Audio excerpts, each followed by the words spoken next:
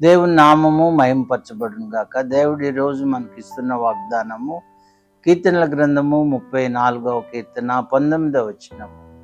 నీతిమంతునికి వచ్చు ఆపదలు అనేకములు, వాటి నుండి యెహోవా తప్పించును.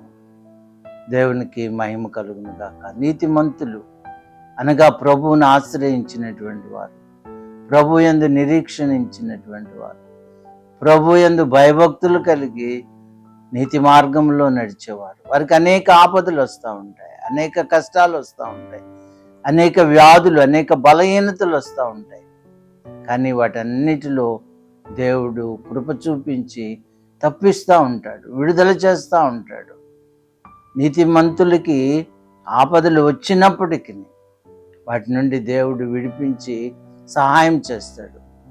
అనీతిమంతులకు అలా జరగకపోవచ్చు, కానీ నీతిమంతులుగా ఉంటే దేవుడు తప్పనిసరిగా మనకు సహాయం చేసి మన పక్షమున ఉండి మనకు జయమునిస్తాడు. అట్టి కృప దేవుడు దయచేయను గాక. ప్రార్థన చేద్దాం. దేవా, మాకు కలిగే ఆపదలన్నిటి నుండి విడుదల చేస్తానని వాగ్దానం చేస్తున్నారు ప్రభువా, విడిపిస్తానంటున్నారు నాయనా. మా బాధలన్నిటి నుండి మీరు విడిపించి నీ కృపతో తృప్తిపరిచి బలపరచమని, తోడుగా ఉండమని యేసు నామంలో ప్రార్థిస్తున్నాను తండ్రి. ఆమేన్.